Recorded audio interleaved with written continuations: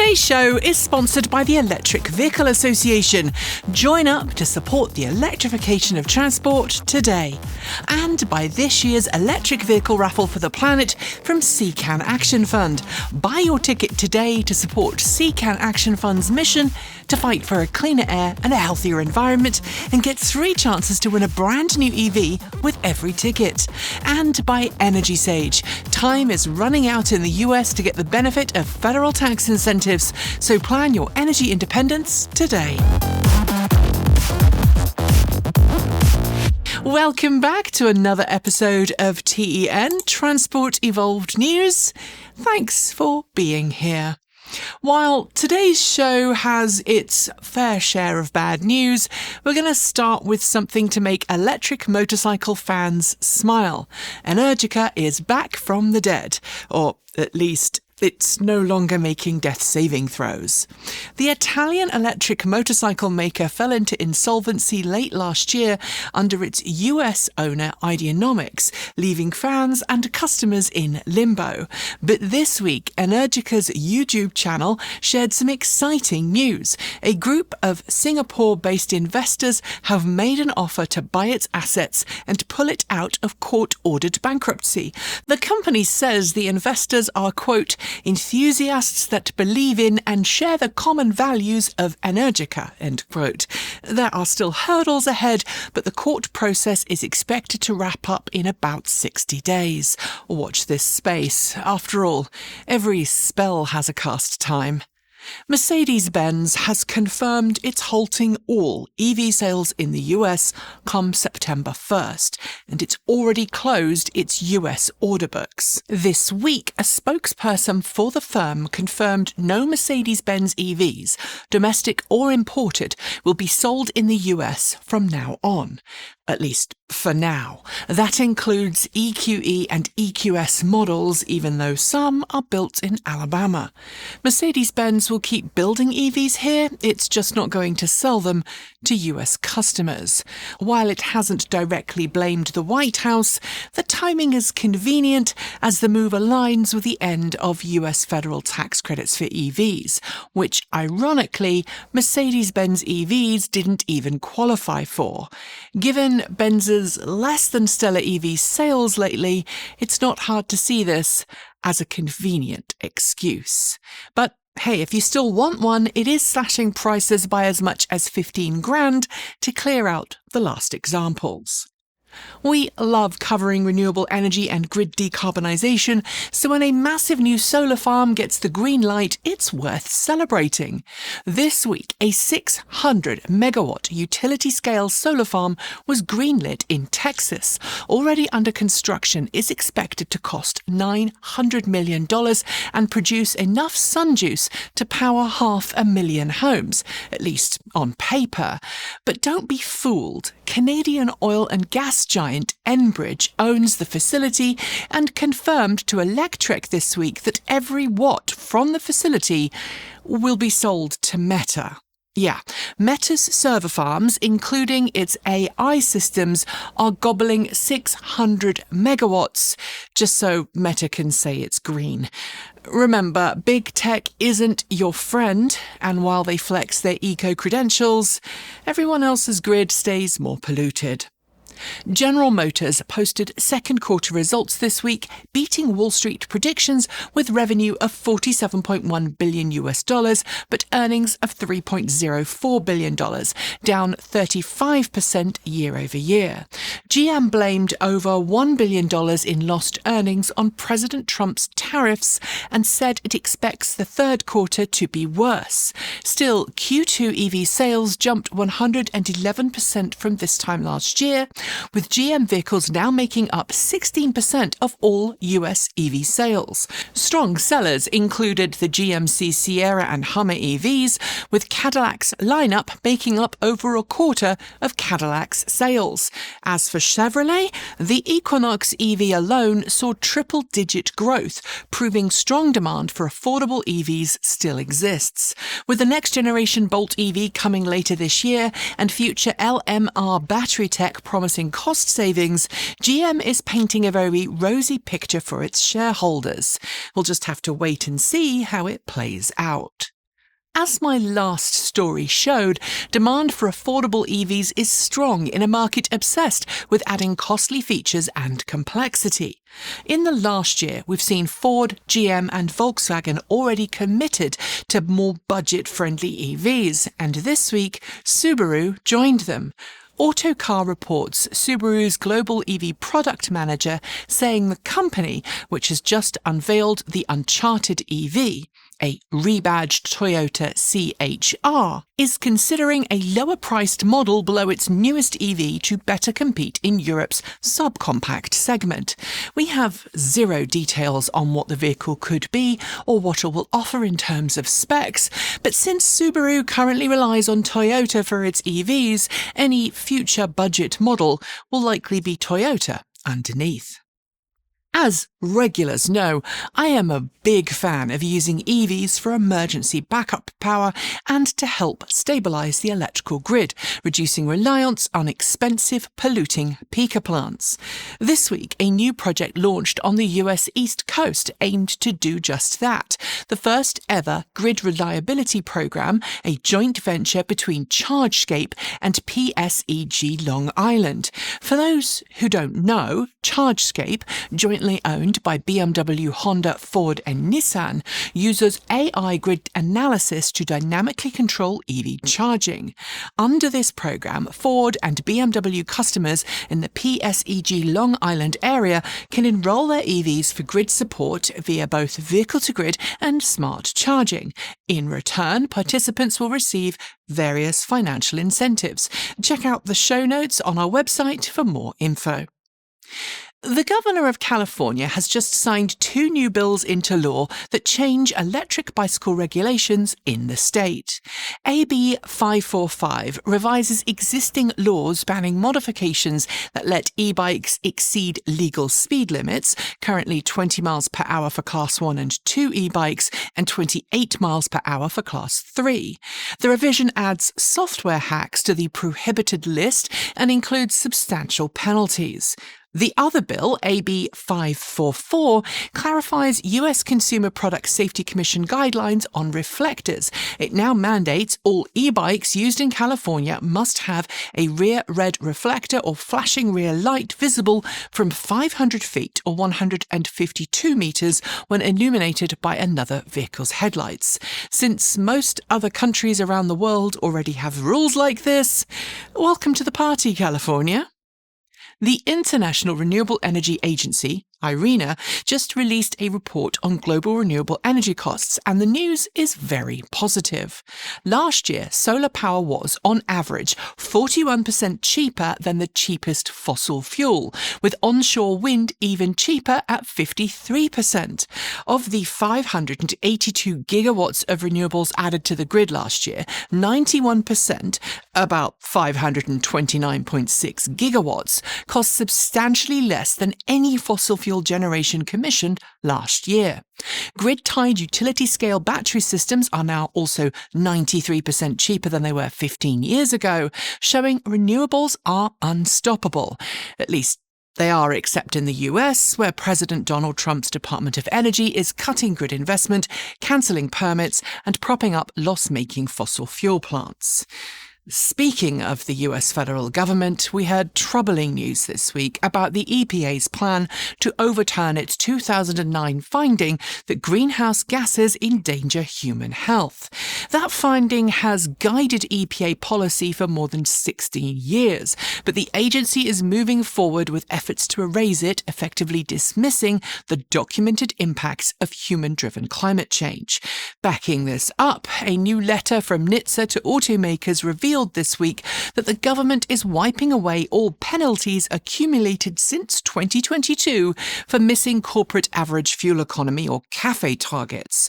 This stems from a clause in the recent One Big Beautiful Bill that reduces all CAFE fines to zero while simultaneously cutting incentives and programs aimed at encouraging cleaner vehicles and a move away from fossil fuels. And after all of that, you might feel like you need some good news. And fam, I've got it for you. Not one, but 2 real-world EVs proving that EVs don't need a new battery every few years. Enter a Volkswagen ID.3 Pro S that's been in the care of the German Automobile Club, or ADAC, for the past 4 years. It just received its official health check for crossing more than 160,000 kilometers, or 100,000 miles, and its battery state of health sits at 91%. That means it still retains 91% of its original battery capacity. Meanwhile, a 2022 Mustang Mach-E, used as a ride-hailing vehicle for more than 250,000 miles in and around Santa Cruz, California, was just given a 90% state of health report by one of Ford's in-house Mustang Mach-E engineers. So next time someone comes at you with tired FUD about EV batteries not lasting, just tell them about those 2 EVs. I'm going to have more stories in a moment, but first, a quick ad from our friends at CCAN Action Fund. And believe me, this is one ad you won't want to skip because it's offering you the chance to drive off in a brand new electric vehicle while supporting an amazing non-profit that's working for a cleaner environment. This year, the electric vehicle raffle for the planet from CCAN Action Fund is its best yet, because every ticket gives you not 1, but 3 chances to win an amazing EV, letting you transition to a cleaner, greener future.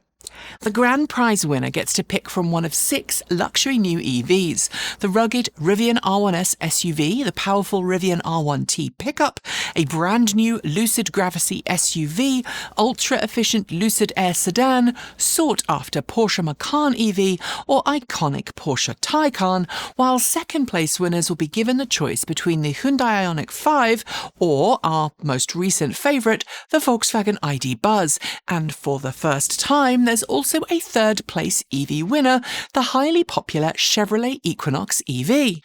Only 10,000 tickets will be sold, and tickets are just $200 and support the CCAN Action Fund's mission to fight for a cleaner air and a healthier environment.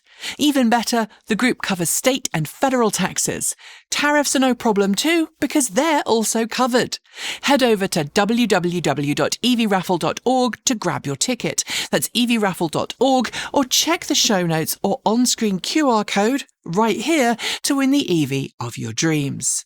We're off to recall reminders now, and as always, you will find the show notes below with further details on our website. Head over to transportevolved.com. Jaguar is recalling just over 650 I-Pace EVs in the US due to a potential issue with side airbags that could tear. Affected owners will be notified, and a recall campaign is already underway. Meanwhile, around 24,000 Vivi E-Bikes in the US have been recalled due to a lithium-ion battery pack that could overheat. The bikes were sold through Amazon, eBay, Walmart, Wish, Sears, Mayfair, AliExpress, and ViviEbikes.com. And those are your recall reminders, and now it's time for our new and improved news shorts. And remember, you'll find links to the stories in the show notes on our website. The European Commission is pushing a rule that would require rental and company fleets to buy only EVs starting in 2030, but it's already facing strong opposition from the usual lobbyists. Volkswagen's Moja, which has been running a shared electric taxi service in Hanover, says it's pulling out of the city to focus entirely on its Hamburg fleet instead, after it decided to not renew its license. After Hanoi announced plans to ban gas-powered scooters from next July, with other cities in the nation to follow suit, we've learned Vietnam's longer-term goal is to phase out gasoline cars from cities altogether. UK-based e-scooter company Bo says it's building a new turbo model capable of exceeding 100 miles per hour. In a bid to set a new world speed record, it's clever marketing for sure. Toyota is preparing a new production line in Indonesia for its BZ4X electric SUV. Renamed BZ in some markets, the local version will be initially only available with front-wheel drive. Australian firm Centurion says its fully off-grid, 100% renewable battery electric fleet is now operational, powered by a 4.4 megawatt solar array and 10.3 megawatt hours of off-grid storage. As the UK launches its new electric vehicle grant programme worth £650 million, Chinese automakers whose cars don't qualify are hitting back, offering like-for-like discounts off MSRPs to stay competitive. BYD has launched one of its cheapest EVs outside of China to date, the Atto 1. Priced from around $12,000 equivalent, it comes with a 30.08 kilowatt-hour battery in base trim. The New York State Public Service Commission has voted to halt all offshore wind project planning, saying that the White House's freeze on permits makes it impossible to move forward with such projects for now. Alfa Romeo has launched a £1,500 cash-on-bonnet incentive in the UK to encourage buyers into its junior Energica EVs. It's also including free home charging stations with the deal. A first-of-its-kind pilot by Cylib Syensqo has successfully recycled EV battery black mass into battery-grade lithium hydroxide, making closed-loop EV battery recycling a reality. New research from the EU-funded Resilience project shows Europe can secure rare earth materials and cut reliance on politically unstable and ethically challenging regions by focusing on key mines abroad and selective extraction at home. BP Pulse has opened its largest US charging hub just 2 miles from LAX airport. The site features 48 ultra-fast chargers, a lounge, restrooms, Wi-Fi, and vending machines. The Australian state of New South Wales has proposed a new licensing scheme for e-bikes aimed at educating and verifying young riders. It would run as a trial program to promote safe and proper electric bike use. Lucid Air owners can now access Tesla Superchargers in the US and Canada. New models come with NACS built in, while existing owners can use a CCS1 to NACS adapter, although charging speeds for those will be limited to 50 kilowatts. MAN Truck and Bus has unveiled the Smart Charging Cube. Developed with AW Automotive, it's a portable battery storage system combined with an electric truck charging hub. Tasmanian company InCat Tasmania has landed a contract with Danish ferry operator Microlino, sorry if I butchered the name, to build a range of electric ferries for use in the nation. Just 1 week after announcing a major cash injection from existing investors, UK-based GridServe revealed significant layoffs across its network. The company has presently posted losses of £80 million. Citroën has expanded its C3 Aircross range in Germany with a new extended range variant offering more power and a range of up to 400 kilometres on the WLTP test cycle. Order books will open soon. According to the Chinese Automotive Battery Innovation Alliance, China's battery market grew by 47% in the first half of this year, producing just under 300 gigawatt-hours of EV battery packs. While BYD is publicly denying reports, claims have surfaced this week that it is shifting its EV production priority from Hungary to Turkey. BYD maintains it plans to start European production in Hungary by year's end. At its Tech Day this week, Kia confirmed that its PV5 van will be getting a slew of new variants when production starts. It now has 16 body variants in line for production, which includes vans and pickups. New York Governor Kathy Hochul announced this week that the state will provide an additional $200 million in funding to expand electric school bus programs across the state. The Hawaii Department of Transportation has announced the commissioning of 12 new electric buses across its islands. The state received $11.2 million in federal funding to support the project. Chinese companies Neta and Zeekr are accused by Reuters of fudging sales figures in recent years by insuring cars before selling them, helping them meet demanding and unrealistic sales goals. The Korean car blog claimed this week that Hyundai's newly revealed Ioniq 6N performance sedan will be produced in very limited numbers, only 6,000 units per year. Hyundai has not responded to this.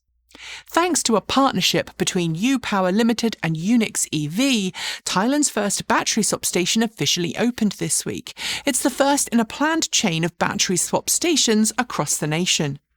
Volkswagen USA just launched summer deals on the ID.4 electric car, with lease offerings starting as low as $99 per month for eligible customers, though that headline price doesn't include a nearly $3,000 deposit.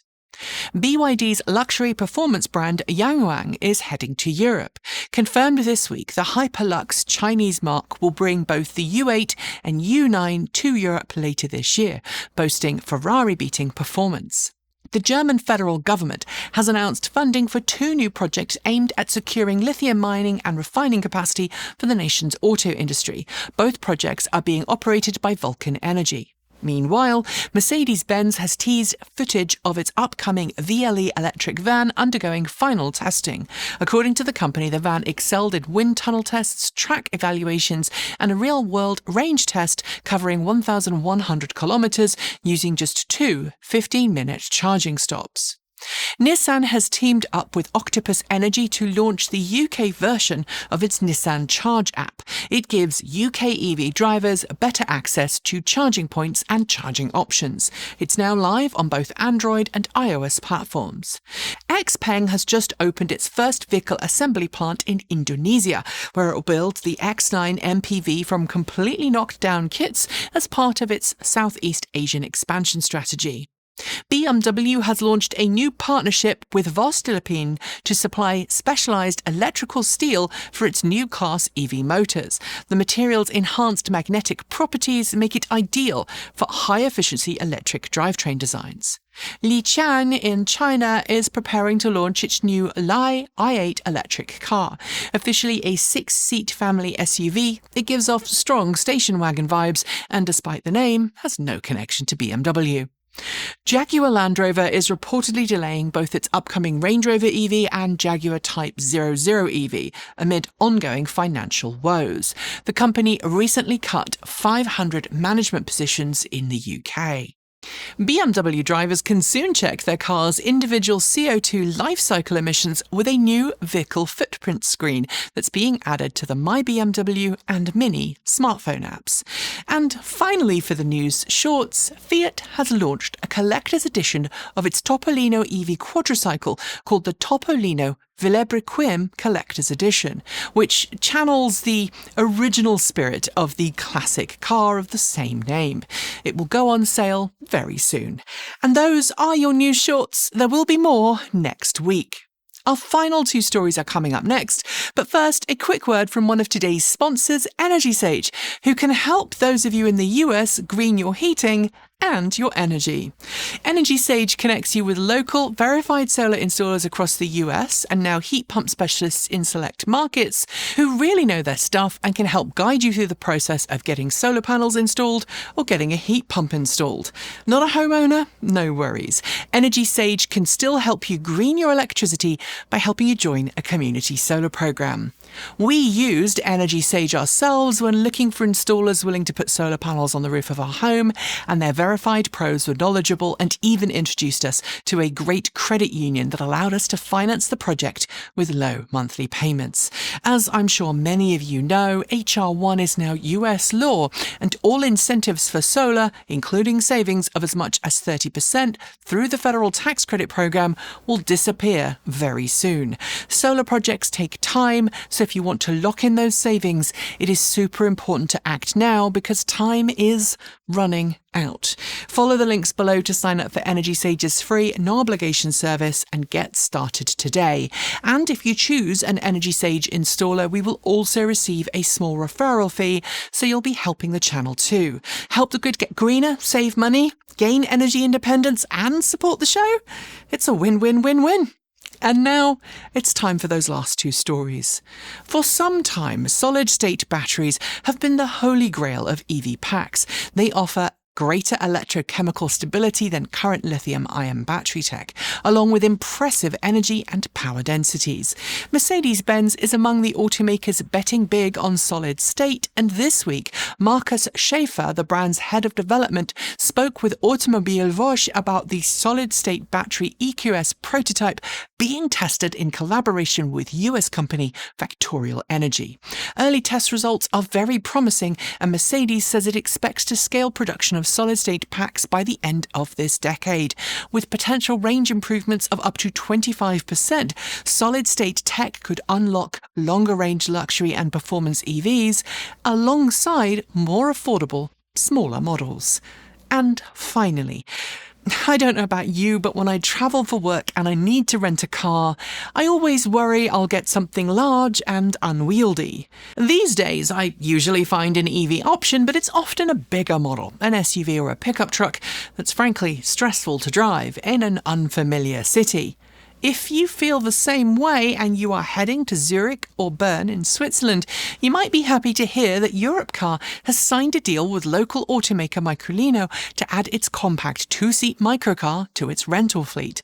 Perfect for zipping around an unfamiliar city, these pint-sized EVs cost 39.90 Swiss francs per day, including unlimited mileage and charging. It's still a little pricey, but it beats the hundreds of dollars you might pay renting a US car after declining endless waivers at the local rental counter. Good job, Microlino, and good job, Europcar. And on that note, we are done for today's show. A massive thank you to the Electric Vehicle Association for sponsoring the show. The EVA has been advocating for EVs since 1967 and remains firmly committed to a cleaner, greener future for everyone.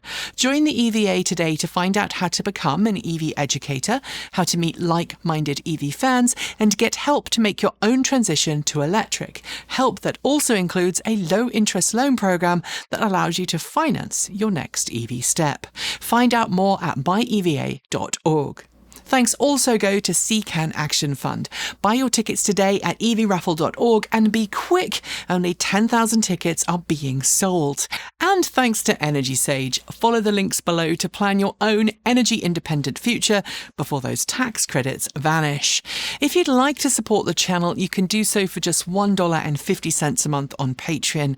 And if you can, we would really appreciate it.